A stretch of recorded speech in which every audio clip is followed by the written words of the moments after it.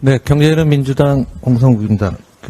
최근에 정부가 상저하고라고 거의 한 10개월 정도 외치다가 꼬리를 내리고 있습니다.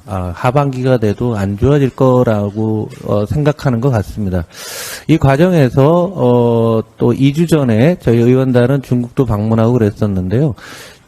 중국이 리오프닝 되면은 한국 경제가 좋아질 것이다. 이 얘기를 거의 앵무새처럼 반복을 했었습니다. 근데 중국이 어떤 상황인가, 그리고 경제 외교나 의원 외교는 어떻게 해야 되는지, 좀 잠깐 오늘 말씀드리도록 하겠습니다. 이거는 중국이 어느 나라에서 수입을 하느냐입니다. 잘 보시면 중국도 요즘은 싹 저가의 아세안 수입이 좀 많은데요. 파란색 한국의 수입은 2017년부터 이렇게 하락했습니다. 요거는 사드가 발생한 그 이후부터인데요. 이때부터 한국의 소비재라든가 한류 관련된 물건들, 그리고 중간재도 함께 줄기 시작했습니다. 이번에 의원 외교에서 방문해서 중국의 관계자들한테 정말 세게 얘기했습니다. 당신들이 사드 때 너무 강하게 나와서 한중 국민들 간의 관계가 나빠졌다. 이번에도 그러면 절대 안 된다. 국민 간에는 서로 좋은 감정을 가져야 된다. 이런 얘기를 했었는데요. 제가 주목해서 말씀드리고 싶은 것은 이 빨간색입니다. 유럽입니다. 중국이 유럽에서의 수입은 꾸준한 상태입니다. 그런데 전체 수입의 비중이니까 금액은 늘어났다라는 거죠. 그런데 최근에 이제 코로나 때문에 좀 줄었던 거고요. 그럼 유럽에서 뭘 수입하는데? 그거는 사치성 소비재, 명품 이런 상황입니다. 지금 중국의 지난해 말 1인당 GDP가 12,700달러나 됐습니다. 올해를 지나게 되면 14,000불이 됩니다. 여러분이 알고 계시는 북경, 베이징, 심천 같은 데는 1인당 그 도시 소득이 27,000불입니다. 올해 지나면 3만 불을 넘게 되는 그런 상황이에요.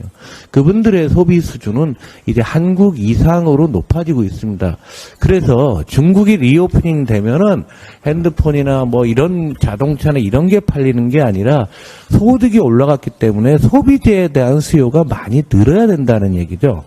그런데 우리가 어떻게 하고 있나 다음 짤 한번 보시면 아주 재밌는 그림이 있습니다. 화장품 잘 아실 겁니다. 우리나라 화장품이 중국에서 굉장히 많이 수출되고 있는데요.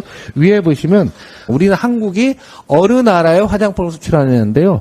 중국 비중이 35까지 줄고요. 맨 이 기타 또 개도국 아주 어렵고 좀 상대적으로 소득이 낮은 나라로 가고 있습니다. 이 얘기는 한국 화장품의 브랜드 가치가 떨어지고 있고 중국에서 무슨 문제가 있다는 겁니다. 그런데 그 밑에를 보시면 중국에서는 화장품 수입 국가를 보면 빨간 게 한국인데요. 2018년에 중국 전체 화장품의 23%를 한국 걸 썼는데 지금 11%로 반토막이 났습니다. 한국 화장품을 안 쓴다는 거죠. 대신 어디 거 쓰냐? 중간에 녹색 프랑스 거 20에서 28로 늘었습니다. 지금 요즘 중국에서 가장 히트치는 화장품은 로레알, 에스테로데 뭐 이런 겁니다. 아주 고급품들이 됩니다. 그러니까 중국의 소비 수준이 높았고 뭔가 내구재를 사는 게 아니라 중국 경제는 이제 소비와 관련된 거를 된다는 거죠. 그래서 화장품과 관련해서 오른쪽 그림을 한번 보시면은요. 이게 일본의 시쉐이도라는 화장품 회사고요. 그리고 중국 매출 비중이 가장 높은 게 후 LG 생활건강입니다. 그러니까 중간에 올해 4월 1일 날, 4월 19일입니다. 그날 윤 대통령이 뭐라고 했냐면 무력으로 대만의 해협 현상 변경하는 것을 절대 반대한다. 그 얘기가 나온 다음에 LG 생활건강은 주가가 뚝 떨어지고 반대로 시쉐이도는 쭉 올랐습니다. 지금 대통령이 이런 말에서요. 가뜩이나 중국에서 한국 상품의 인지도가 떨어지고 있는데 이러면서 LG 생활건강 시가총액이 무려 2조 8천억이나 줄었습니다.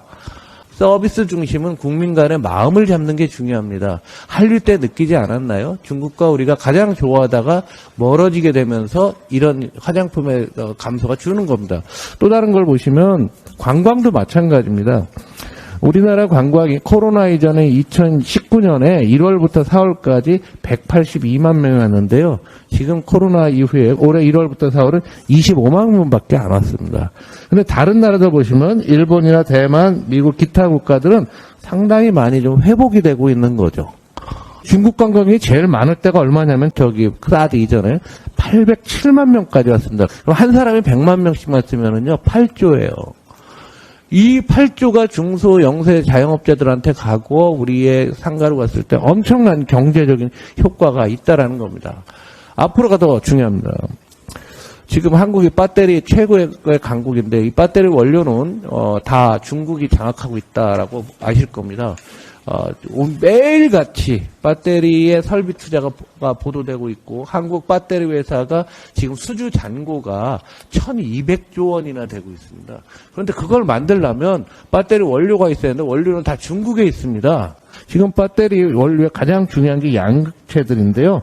양극재 캐파가 이렇게 늘어나는데 양극재를 만드는 가장 기초원료가 전구체입니다. 그런데 중국이 91.8%예요. 어떻게 하겠다는 겁니까?